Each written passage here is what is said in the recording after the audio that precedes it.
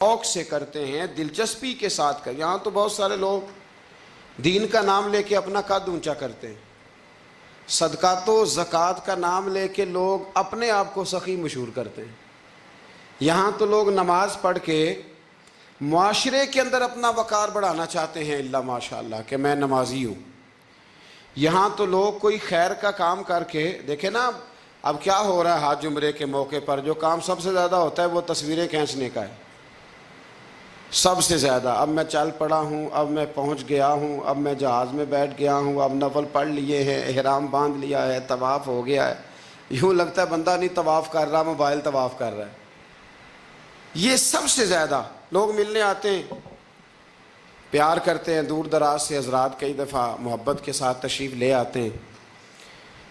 تو مجھے پتہ ہوتا ہے کہ اب جو کام سب سے ضروری ہے وہ تصویر کھینچنے کا ہے، وہ کرنا ہی ہے اور وہ کرنا ہی پڑے گا، اس کی مکمل تیاری ہوتی ہے، وہ پروگرام بنا کے آئے ہوتے ہیں۔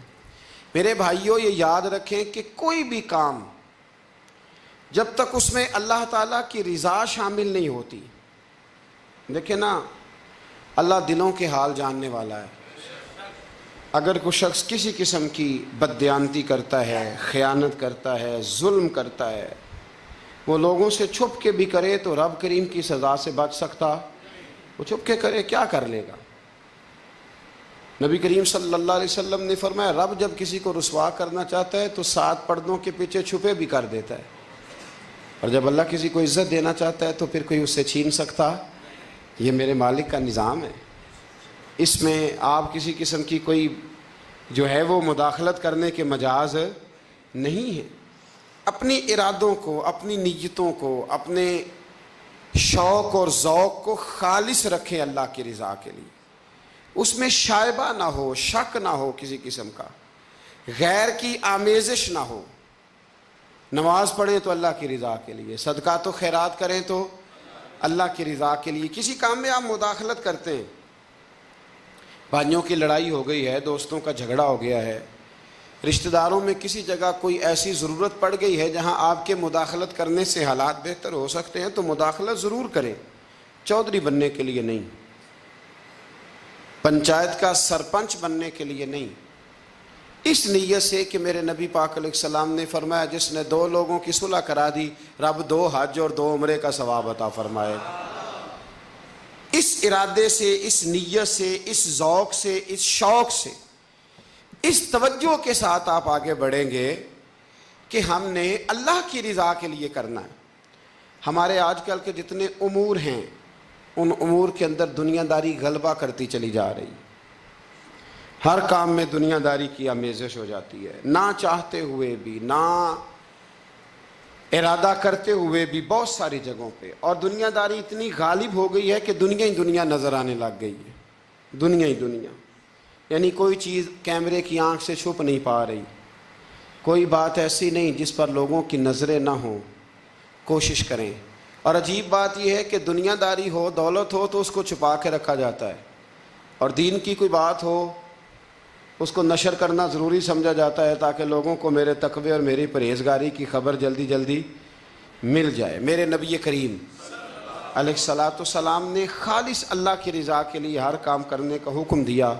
سیدہ عائشہ صدیقہ رضی اللہ تعالیٰ عنہ راوی ہیں، الترغیب و ترہیب میں حدیث ہے، پیارے حبیب کریم سید عالم صلی اللہ تعالیٰ علیہ وسلم نے ارشاد فرمایا کہ حضور ایک دن مجمع صحابہ کے مجمع میں حضور نے پوچھا بتاؤ اسلام کی سب سے مضبوط بنیاد کیا ہے؟ ایک صحابی نے کہا یا رسول اللہ نماز پڑھنا۔ 5 وقت لوگ جمع ہوتے ہیں، ایک دوسرے کا حال احوال پوچھتے ہیں، معاملات ہوتے ہیں۔ یا رسول اللہ صلی اللہ تعالیٰ علیہ وسلم مضبوط بنیاد ہے اسلام کی نماز پڑھنا، 5 وقت جمع ہونا۔ حضور نے فرمایا بات تمہاری ٹھیک ہے پر تم میری مراد کو نہیں پہنچے۔ عرض کی حضور حج کرنا، مختلف رنگ، مختلف نسلیں، مختلف قبیلے، مختلف بولیاں، لیکن جب حج کرنے پہنچے تو لباس بھی ایک ہی ہو گیا، گفتگو بھی ایک ہی، لبیک اللہم لبیک لبیک لا شریک لک لبیک ان الحمد والنعمت لک والملک لا شریک لک لبیک۔ ایک ہی صف میں کھڑے ہو گئے محمود و یاز، نہ کوئی بندہ رہا نہ کوئی بندہ نواز۔ نبی رحمت سید عالم صلی اللہ علیہ وسلم سے عرض کی حضور یہ حج جو ہے نا اس میں بڑی یکسانیت ہوتی ہے، ہر رنگ ہر نسل کا آدمی ایک تسبیح کے دانے کی طرح ایک جگہ پہ پرو دیا جاتا ہے، تو لگتا ہے یہ اسلام کی مضبوط بنیاد ہے۔ محبوب فرمانے لگے بات تمہاری ٹھیک ہے پر تم میری مراد کو نہیں پہنچے۔ عرض کی حضور پھر زکوٰۃ، صدقات، خیرات اسلام کی مضبوط بنیاد ہے۔ کیوں؟ وہ اس لیے کہ غریب امیر کو دیتا ہے، امیر غریب کو دیتا ہے، اور غریب امیر سے لیتا ہے تو ایک رشتہ بنتا ہے، ایک تعلق بنتا ہے۔ محسن کا اور احسان مند کا بڑا گہرا رشتہ ہوتا ہے، بڑا، ایک دوسرے سے پیار کرتے ہیں، ایک دوسرے کو چاہتے ہیں، ایک دوسرے کے لیے اچھے جملے بولتے ہیں، ایک دوسرے کے لیے ہمیشہ ان کے جذبات ٹھنڈے میٹھے اور اچھے ہوتے ہیں، تو لگتا ہے یہ اسلام کی مضبوط بنیاد ہے۔ حضور فرمانے لگے بات تمہاری ٹھیک ہے اور تم میری مراد کو نہیں پہنچے، تو پھر صحابہ عرض کرنے لگے حضور ہماری رعایت فرما دیں، پھر ایک رحمت کی نظر کر دیں، آپ ہی بتا دیں اسلام کی مضبوط بنیاد کیا ہے۔ تو محبوب فرمانے لگے اسلام کی مضبوط بنیاد ہے اللہ کی رضا کے لیے کسی سے محبت کرنا۔ کس کی رضا کے لیے؟ خالص اللہ کی رضا کے، اور اللہ کی رضا کے لیے کسی سے بغض رکھنا، عداوت رکھنا، اللہ کی رضا کے لیے، محبت بھی اللہ کے لیے، عداوت بھی، ذاتی دشمنی کوئی نہیں، ذاتی اختلافات کوئی نہیں، ذاتی رنجشیں کوئی نہیں، ذاتی لڑائیاں کوئی نہیں، ذاتی جھگڑا کوئی نہیں، خالص اللہ کی۔ ہمارے ہاں لڑائیاں ذاتی لڑی جاتی ہیں، اس نے مجھے شادی پہ دعوت نہیں دی، اس نے مجھے پروٹوکول نہیں دیا، یہ کہاں پہنچ گیا میں کہاں رہ گیا، ذاتی لڑائیاں لڑی جاتی ہیں، دینی نہیں، مذہبی نہیں، اخلاقی نہیں۔ دیکھیں آپ، چاہیے تو یہ تھا نا کہ شادی کے موقع پر یہ لڑائی نہ ہوتی کہ اس نے مجھے پوچھا کیوں نہیں، لڑائی یہ ہوتی کہ یار تو غیر شرعی کام کوئی نہ کرنا، اللہ رسول کی ناراضگی والا کام کوئی نہ کرنا، اگر تو نے کیا تو میں نے کوئی نہیں آنا، اگر تو یہ حرکت کرے گا تو پھر میرا تیرا معاملہ درست نہ رہ سکے گا۔ یہ لڑائی ہونا چاہیے تھی، نہ کہ یہ لڑائی ہوتی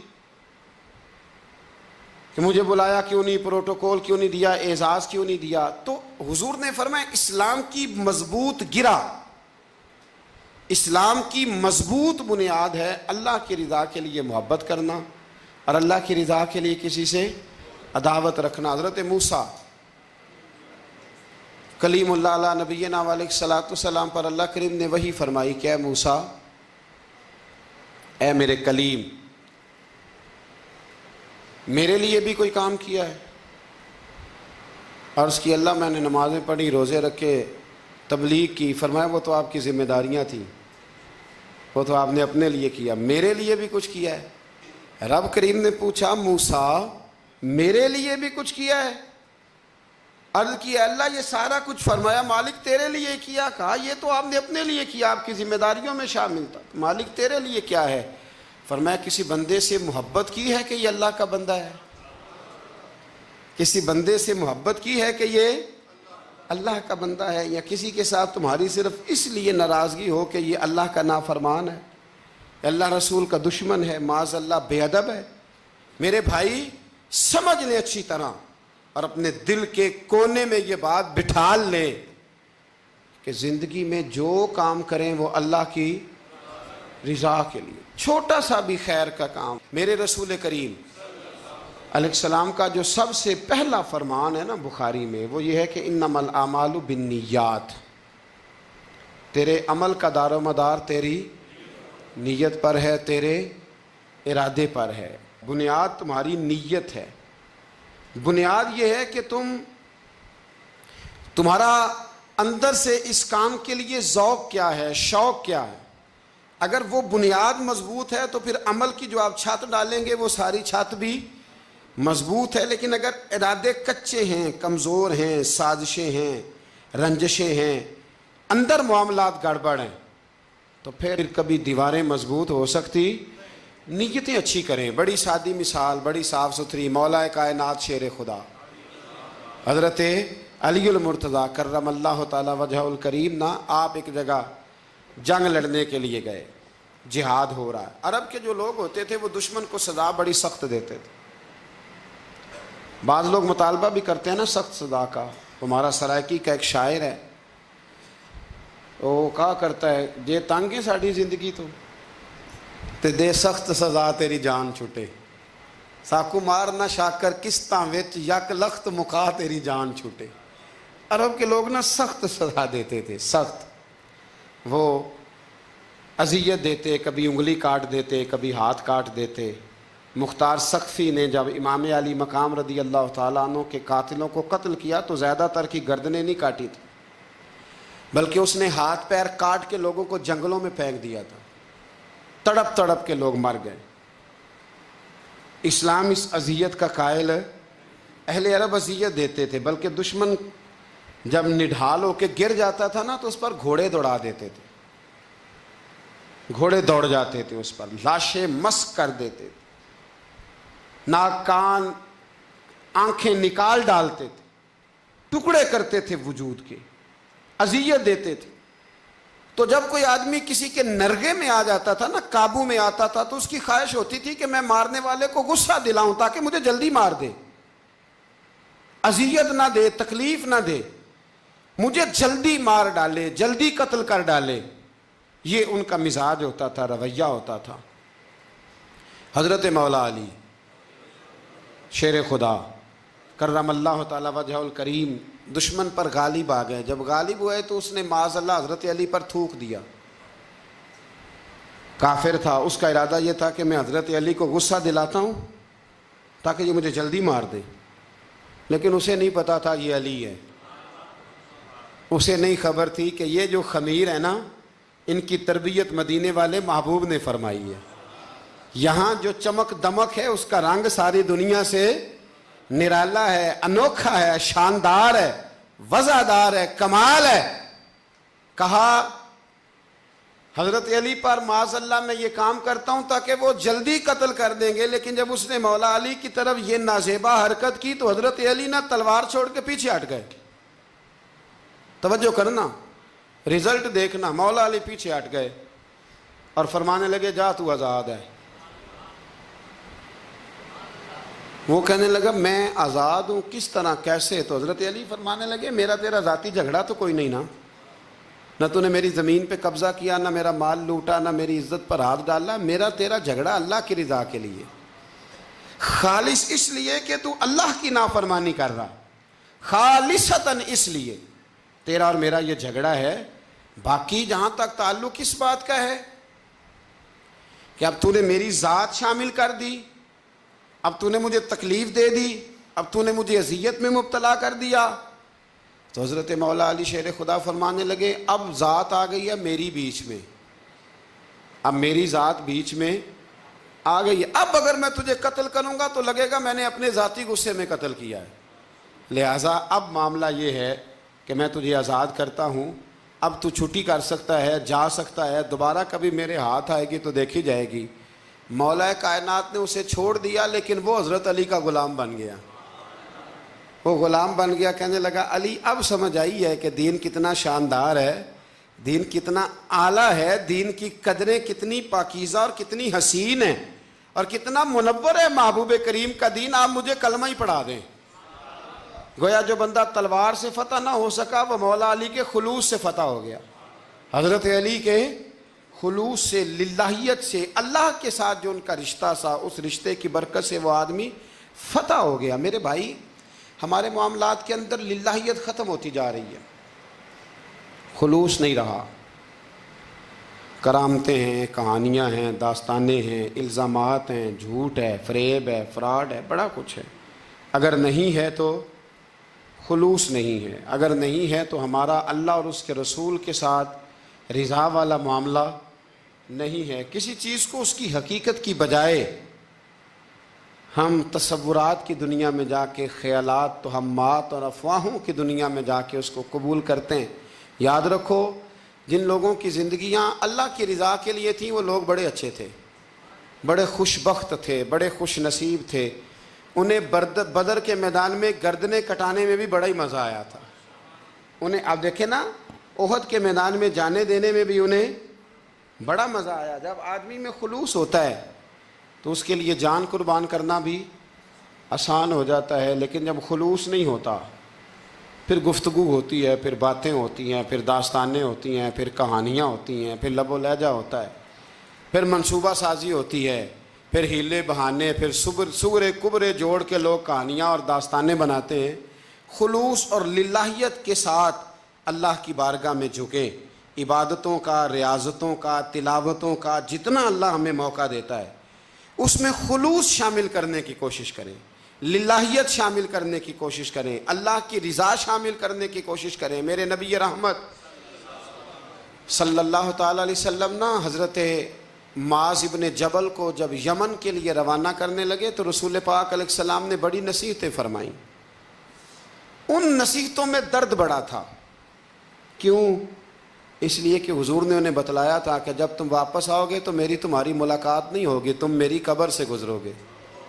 اکھاں جدوں میٹیاں زمانہ مینوں روے گا، اپنا تے اپنا بیگانہ مینوں روے گا، جدوں نہ میں دسیا میں خاراں نوں میں خانے وچ، جام ٹوٹ جان گے تے میں خانہ مینوں روے گا۔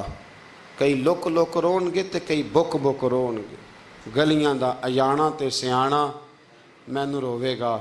اور کیا خوبصورت بات انہوں نے کہی تھی، مجھے بڑی پسند ہے۔ کہنے لگے بے قدراں کچھ قدر نہ جاتی، او کیتی خوب تسلی ہو، اے دنیا دار پجاری زر دے کتیاں دے گل ٹلی ہو، بک بک روسن اکھیاں تکیو ویکھ حویلی کلی ہو، تے کوچ نصیر اساں جدوں کیتی پھر پہ جانی تھر تھلی ہو۔ کوچ نصیر اساں جدوں کیتی پھر پہ جانی پھر کمال ہو جائے گی۔ بعد مرن دے مکھڑا میرا ہو جاوے جے تازہ، پھر سمجھ لینا محبوب میرے نے آن پڑے ہے جنازہ۔ حضرت معاذ ابن جبل رضی اللہ تعالیٰ عنہ سے حضور نے فرمایا معاذ جب تم واپس گزرو گے نا تو میری قبر کے پاس سے گزرو گے، ملاقات نہیں ہوگی۔ تو وہ جو نصیحتیں تھیں نا اس موقع پر جب آپ گویا کسی سے آخری ملاقات کر رہے ہوتے، ان نصیحتوں کے اندر جو حسن ہوتا ہے، کمال ہوتا ہے، وہ تو جاتے جاتے کی بات، لے سجنا اساں توڑ نہیں پائی تو جان ہی دتی راہ تیرے، وہ جو جاتے جاتے کی گفتگو ہوتی ہے، وہ جو انداز ہوتا ہے بڑا کمال ہوتا ہے۔ اور اس کی گہرائی اور گہرائی کو وہ سمجھ سکتا ہے جس کو وہ لمحے میسر آتے، جو اس وقت اس مقام پہ کھڑا ہوتا ہے۔ حضرت معاذ ابن جبل رضی اللہ تعالیٰ عنہ تڑپ کے روئے، کہا حضور کیا فرما رہے ہیں؟ حضور کوئی خاص نصیحت تو نبی پاک نے بڑا کچھ فرمایا۔ ایک جملہ حضور نے یہ کہا معاذ عمل جتنا بھی کرنا خلوص کے ساتھ کرنا۔ اور محبوب نے فرمایا تیرا خلوص کے ساتھ کیا ہوا تھوڑا عمل بھی رب کی بارگاہ میں زیادہ بنا کے تیرے لیے ذریعہ نجات بن جائے گا۔ جتنا بھی کرنا خلوص کے ساتھ کرنا، بولیے خلوص کے ساتھ کرنا، للہیت کے ساتھ کرنا، اس کے اندر کوئی کمزوری نہ آنے پائے، للہیت کے ساتھ، خلوص کے ساتھ، رواداری کے ساتھ، پیار کے ساتھ کرنا۔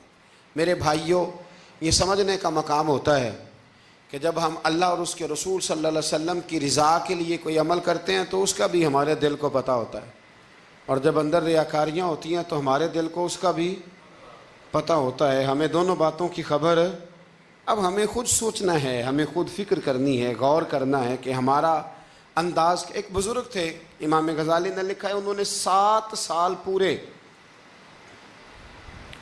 پانچوں نمازیں جماعت کے ساتھ پڑھی اور پہلی صف میں تکبیر اولیٰ کے ساتھ پڑھی۔ 7 دن نہیں پوری پڑھی جاتی پانچوں نمازیں پہلی صف میں پہلی تکبیر کے ساتھ۔ 7 پہلی صف میں تکبیر اولیٰ کہتا ہے امام نے اللہ اکبر کہا پہلی تکبیر میں تو ہم نے بھی ساتھ ہی اللہ۔ پہلی صف میں 7 سال تک پانچوں نمازیں تکبیر اولیٰ سے بہت بڑا کارنامہ ہے، بہت بڑی بات ہے۔ مطلب بندہ یہاں سے اٹھ کے آتے، وضو کرتے، کوئی معاملہ آ گیا، کوئی مطلب اس کو حاجت ہو گئی استنجا وضو کی تو وہ ٹائم نکل جاتا ہے، کئی دفعہ ایسے ہوتا ہے۔ 7 سال پورے نماز پڑھی تو کہتے ہیں 7 سال کے بعد نا ایک دن 8واں سال لگا ہوا تھا تو بزرگ فرماتے ہیں میں ذرا لیٹ ہو گیا، تکبیر اولیٰ تو مل گئی پر پہلی صف نہ ملی، تیسری صف میں جگہ ملی۔ بزرگوں کے تقوی دیکھیے گا، فرماتے ہیں تیسری صف میں نے نماز پڑھی تو میرے دل کے اندر خیال آیا یار لوگ کیا سوچیں گے کہ اتنا اچھا اس کا ریکارڈ تھا، پہلی صف میں یہ نماز پڑھتا تھا تو آج تیسری صف میں لوگ کیا سوچیں گے۔ فرماتے ہیں جب یہ لفظ زبان پہ آیا تو میرا ضمیر بول پڑا، جب یہ سوچ دل میں آئی تو میرا اندر تڑپ اٹھا، چھم چھم میرے آنسو نکلنے لگے، میں رویا۔ اور فرماتے ہیں لوگ چلے گئے اور میں نفل پڑھتا روتا رہا۔ میں نے کہا اللہ مجھے یوں لگتا ہے وہ 7 سال تک پہلی صف میں جو نمازیں پڑھتا رہا وہ تو لوگوں کو دکھانے کے لیے پڑھتا رہا۔ فرماتے ہیں میں نے 7 سال کی نمازیں قضا پڑھی، قضا نمازیں پڑھی، اس لیے کہ مجھے سمجھ آئی کہ وہ نماز اللہ کی رضا کے لیے نہیں تھی، وہ تو بندوں کو ریکارڈ بنانے کے لیے تھی۔ تو میں نے وہ 7 سال کی نمازیں قضا پڑھی، اور فرماتے ہیں اب دوبارہ سے جب میں جاتا ہوں تو پھر میں اپنے دل پہ غور کرتا ہوں کہ پہلی صف تکبیر اولیٰ پر یہ بتا نیت کیا ہے، یہ بتا کہ تیرا ارادہ کیا ہے۔ شیخ سعدی فرمایا کرتے تھے تیرے وجود کا قبلہ تو سیدھا ہے، دل کے قبلے کی بھی بات بتا۔ تیرے وجود کا قبلہ درست ہے پر دل کے قبلے کی بھی، ہاں خودی کا سر نہاں لا الہ الا اللہ، خودی کا تیغ فساں لا الہ، یہ دور اپنے ابراہیم کی تلاش میں ہے۔ صنم کدا ہے جہاں لا الہ الا اللہ، صنم کدا ہے جہاں لا الہ الا اللہ، اور اگرچہ بت ہیں جماعت کی آستینوں میں پر مجھے ہے حکم ازاں لا الہ الا اللہ۔ تو یہ جو ہمارا مزاج ہے نا لوگوں کو دکھانے کا، بتانے کا، سنانے کا، شیخ ابو العباس مرسی فرماتے کہ مجھے کئی دفعہ محبوب کریم علیہ السلام کا دیدار نصیب ہوا، میرا اور حضور کا معاملہ تھا، پھر میں نے لوگوں کو بتانا شروع کر دیا۔ فرماتے ہیں پھر انہوں نے آنا چھوڑ دیا، اس لیے کہ کچھ باتیں ایسی ہوتی ہیں جو بتانے کی نہیں ہوتی، لیکن کچھ بندوں کو بشارتیں ہوتی بڑی ہیں، وہ ان بیچاروں کو بد ہضمی ہو جاتی، وہ بتائیں نا جب تک 20 لوگوں کو تب تک ان کی وہ بد ہضمی ختم ہے۔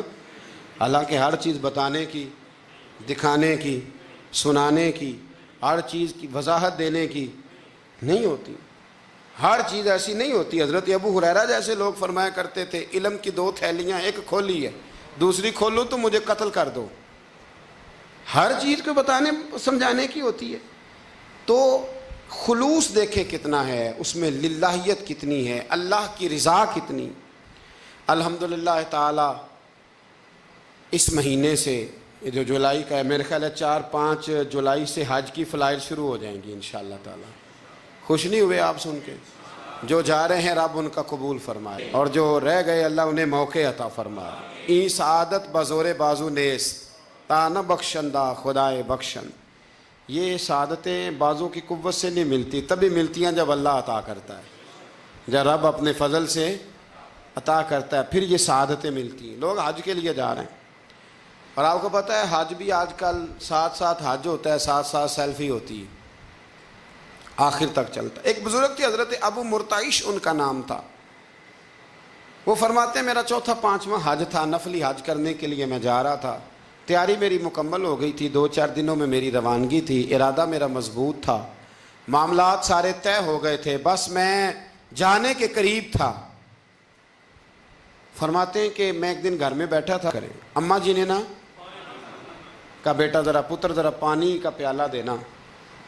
تو فرماتے میرے دل میں خیال آیا کہ ایک تو میں عالم ہوں، صوفی ہوں، درویش ہوں، مولوی ہوں، اور دوسرا یہ کہ میری کل پرسوں تیاری بھی ہے، تو پانی تو چھوٹا بھائی بھی دے سکتا ہے، یہ کام کو بچہ بھی کر لے گا۔ میں نے چھوٹے کو اشارہ کیا ذرا پانی دینا، وہ گیا اور مٹکے سے پانی بھر کے اماں کو دے دیا۔ کہتے ہیں جب اس نے اماں کو پانی دیا نا تو میرے اندر پھر مد و جزر شروع ہوا، پھر میری ضمیر کی آوازیں اٹھنے لگیں، پھر اندر سے بلندی ہونے لگی، پھر آوازیں آئیں، اور پھر میں نے اعلان کیا، میں نے کہا خو یہ کیا ہوا؟ سینکڑوں اور ہزاروں میل حج کرنے کے لیے جانا میرے لیے آسان ہے، اور یہ 2 قدم اماں کو پانی دینا میرے لیے مشکل ہے، یہ کیا بات ہوئی؟ حالانکہ حج کرنے سے بھی اللہ نے راضی ہونا تھا، اور اماں کو پانی پلانے سے بھی۔ اللہ نے راضی ہونا تھا، پر یہ میں کس جگہ کھڑا ہو گیا ہوں کہ سینکڑوں میل اور ہزاروں میل جا کے حج کرنا میرے لیے آسان ہے، لیکن پانی بھر کے لانا میرے لیے مشکل ہے۔ چند قدموں کے فاصلے پہ مٹکا پانی کا پڑا ہے۔ فرماتے ہیں بس اسی وقت پھر مجھے سمجھ آئی کہ وہ حج میں لوگوں نے ذرا حاجی حاجی کہنا ہے نا، حج میں لگا شور اٹھے گا نا کہ چھٹا حج کر کے آیا ہے، حج میں ذرا آوازیں اٹھیں گی نا، ماشاءاللہ کیا بات ہے، پھول ڈلیں گے اور پتیاں گریں گی اور نام ہوگا، لیکن اماں کو پانی دینے سے کسی نے اعلان تو نہیں نہ کرنا، شاباش تو نہیں نہ دینی، کسی بندے نے آواز تو نہیں نہ اٹھانی۔ فرمایا میں اسی وقت اسی لمحے اٹھ کے ماں کے قدموں میں بیٹھا اور پیر پکڑ کے کہا اماں مجھے معاف کر دے۔ اماں کہنے لگی بیٹے کیا ہوا؟ میں نے کہا اماں مجھے سمجھ آ گئی، آج میرا نفلی ہے، میں اس سال نہیں جاؤں گا، اگلے سال جاؤں گا، اب یہ پورا سال میں تیری نوکری کروں گا، میں تیری خدمت کروں گا، تیرے پیر دباؤں گا، تیرے لیے کھانا لاؤں گا، میں تیری ڈیوٹی کروں گا، اس لیے کہ مجھے سمجھ آئی ہے کہ نیکی کا تصور اصل میں ہے کیا۔ ہم بالعموم وہ نیکی کرنے جا رہے ہوتے ہیں جو نیکی بھی ہوتی ہے اور دنیا میں اس کا نام بھی ہوتا ہے، تذکرہ بھی ہوتا ہے، اس کی وجہ سے ہمارا قد بھی اونچا ہو رہا ہوتا ہے، حالانکہ نیکی کا تصور تو بڑا چھوٹا سا ہے۔ کل معروف صدقہ، مسکرا کے ملنا بھی نیکی، رزق حلال کما کے بچوں کو کھلانا بھی نیکی، گلی سے پتھر اور کانٹا اٹھا دینا بھی نیکی، پر ہمیں تو کوئی لمبی چوڑی نیکی چاہیے، کوئی بڑی نیکی چاہیے۔ اس لیے بہت سارے ایسے لوگ ہیں جو نیکیاں ان کی پہنچ میں ہوتی ہیں وہ نہیں کرتے۔ وہ محرم کے ایام میں نا ایک جگہ پہ حاضری کا موقع ملا تو وہاں ایک صاحب کہہ رہے تھے ہم مریں گے، لڑیں گے، جانیں دیں گے، قربانی دیں گے، ہم امام علی مقام کی سنت ادا کریں گے، سارا کچھ کریں گے۔ تو بعد میں وہ میرے پاس بیٹھے تو میں نے انہیں کہا کہ جب جنگ کا موقع آئے گا تو انشاءاللہ لڑیں گے، جانے بھی دیں گے، پر ابھی آپ یہ کام کریں کہ امام حسین ایک رات میں پورا قرآن پاک پڑھا کرتے تھے، یہ والی سنت امام حسین کی شروع کریں، یہ والی سنت ابھی آپ سٹارٹ، جب وہ موقع آئے گا تو انشاءاللہ وہ کام بھی کریں گے، تو یہ والی سنت آپ سٹارٹ کریں امام صاحب کی۔ امام صاحب 100 نفل پڑھا کرتے تھے فرض نماز کے علاوہ روزانہ، 100 رکعت نماز نفل، تو آپ یہ والی سنت امام حسین کی شروع کریں نا، تو جب کربلا سجانے کی باری آئے گی تو پھر کربلا بھی سجا لیں گے۔ لیکن ہم نے یہ والے کام نہیں کرنے، نمازیں 5 پوری نہیں پڑھنی، ہم نے تو صرف کربلا والی سنت ادا کرنی، نعرے لگانے ہیں، وہاں تک پہنچنا ہے۔ میرے عزیز یاد رکھیں، اللہ کی رضا ہر جگہ پیش نظر ہو۔ میرے رسول کریم صلی اللہ تعالی علیہ وسلم کی عالی مرتبت خدمت میں ایک جنگ کے موقع پر صحابہ نے عرض کیا تھا کہ یا رسول اللہ صلی اللہ تعالی علیہ وسلم فلاں آدمی بڑی ہمت سے لڑ رہا ہے، جہاد کر رہا ہے، بڑی بات ہے، تو حضور نے فرمایا یہ جہنمی ہے، جہاد کر رہا تھا، توجہ ہے میری بات پر، حضور نے فرمایا یہ جہنمی ہے، یہ دوزخی ہے، یہ بندہ جنتی نہیں۔ جب سرکار دو عالم صلی اللہ تعالی علیہ وسلم نے یہ بات ارشاد فرمائی تو صحابہ کہتے ہیں ہمیں تجسس ہوا کہ یہ کیا بات ہوئی، اتنی ہمت سے، جوان مردی سے، اتنی وہ دلیری سے لڑ رہا ہے اور حضور نے فرما دیا دوزخی ہے۔ کیسے دوزخی کیسے؟ تو ایک صحابی کہنے لگے میں اس کا پیچھا کرنے لگا، یا پیچھا کرنے لگا تو اس پر نا کچھ زخم کاری لگ گئے تھے، زخم گہرے تھے، وہ زخموں کو برداشت نہ کر سکا اور ایک مقام ایسا آیا کہ اس نے خود اپنے پیٹ میں خنجر لگا کے، پیوست کر کے، خنجر مار کے یا تلوار مار کے یا نیزہ مار کے اس نے خودکشی کر لی، زخموں کی تاب نہ لا سکا۔ حضور نے فرمایا تھا کہ یہ جہنمی ہے، تو اس کی وہ جو بات تھی وہ صادق ہو گئی۔ کہتے ہیں میں فوراً بولا، میں نے کہا میرے محبوب جو فرماتے ہیں حق اور سچ ہی فرماتے ہیں، دیکھو کس موت مرا۔ اب اس پر مفسرین نے لکھا ہے کہ وہ بندہ جو گھر سے نکلا تھا نا، تو وہ دین کے لیے لڑنے نہیں نکلا تھا، وہ قومیت کے لیے لڑنے آیا تھا کہ میرا سارا قبیلہ گیا ہے تو مجھے بھی جانا چاہیے، ہماری قوم سے فلانی قوم ٹکرائی ہے تو لہذا ہمیں، اس کی نیت میں، ارادے میں دین، للہیت اور خلوص شامل ہے۔ اس کی دلیل وہ حدیث ہے جس میں حضور نے فرمایا کہ عالم بھی، سخی بھی اور شہید بھی اس وجہ سے جہنم میں جائیں گے معاذ اللہ کہ ان کی خدمات کی وجہ اللہ کی رضا نہیں تھی، خدمات کی وجہ ذاتی شہرت تھی، بہادری کے دعوے تھے. سخاوت کا سبب یہ تھا کہ لوگ انہیں سخی کہیں. خلوص والا جو عمل ہوتا ہے نا، خلوص والا، وہ تو بڑا تھوڑا بھی ہو تو قبول ہوتا ہے. اس میں بڑی، دیکھیں نا، اللہ کی بارگاہ میں مقدار نہیں دیکھی جاتی، معیار دیکھا جاتا ہے. مقدار نہیں دیکھی جاتی، معیار دیکھا جاتا ہے. نبی کریم علیہ السلام نے ایک جنگ کے موقع پہ اعلان کیا کہ ہر بندہ چندے میں حصہ دے، قحط کا زمانہ ہے، بہت زیادہ مال کی ضرورت ہے، ہر آدمی آئے، حصہ ڈالے، آگے بڑھے. جب سرور دو عالم صلی اللہ تعالیٰ علیہ وسلم نے یہ اعلان فرمایا، حضور نے حکم دیا، تو بڑا بڑا مال دیا. حضرت عثمان غنی نے کئی سو اونٹ دیے مال کے بھر کے. حضرت صدیق اکبر نے بھی بڑا دیا، فاروق اعظم نے بھی آدھا مال دیا، حضرت عبد الرحمن ابن عوف جیسے لوگوں نے ہزاروں اور لاکھوں دینار دیے. ایک غریب صحابی تھے، وہ فرماتے میں نے زور سے عصر تک یہودی کے باغ میں مزدوری کی، چند کلو کھجوریں ملی تو لا کے میں نے حضور کی بارگاہ میں نذرانہ پیش کیا. فرماتے میرے دل میں خیال تھا کہ وہ میری اٹی کیا کرے گی، میرا ایک قطرہ کیا کرے گا، جہاں لوگوں نے لاکھوں دیے، ہزاروں دیے، تو کیا بنے گا. لیکن فرماتے ہیں قربان جاؤں، وہ ڈھیر لگا تھا مسجد نبی میں مال کا. میرے نبی نے نا وہ مال اٹھا کے جو میں نے دیا تھا اس کے اوپر بکھیر دیا، اور حضور فرمانے لگے سن بھائی، جتنا ان سب کو اجر ملے گا اتنا اللہ تجھے اکیلے کو عطا فرمائے گا، اتنا تجھے اکیلے کو ملے گا. پیچھے دلیل ہے، میرے نبی پاک علیہ الصلوۃ والسلام کے فرمان کے پیچھے دلیل ہے کہ اس میں خلوص بڑا تھا، اس بندے میں للہیت بڑی تھی، اس میں ذوق تھا، شوق تھا، ہمت تھی، اس نے محنت کی تھی. تو خلوص والا تھوڑا عمل بھی زیادہ ہو گیا. چھوڑیں ریاکاریاں، چھوڑیں تصنع. کوئی بھی کام کریں تو پہلے دل سے فتویٰ پوچھیں، پہلے اپنے آپ سے پوچھیں کہ یہ جو کام میں کر رہا ہوں، جس طرف میں جا رہا ہوں، یہ بات درست ہے کہ نہیں. پھر جب آپ سمجھ لیں کہ بات درست ہے، پھر اس پر اور محنت کریں اور خلوص کا مظاہرہ کریں. اب جب نماز کی نیت کے لیے کھڑے ہوں تو پھر ایک دفعہ نیت، یہ جو نیت ہوتی ہے نا نماز کی، اس کا مقصد بھی یہ ہوتا ہے کہ ذرا نا جسم کا قبلہ بھی ٹھیک کر لو اور ارادے کا قبلہ بھی ٹھیک کر لو، ذرا نا درست کر لو اپنے آپ کو. نیت المومن خیر من عملہ، مومن کی نیت اس کے عمل سے بھی بہتر ہوتی ہے.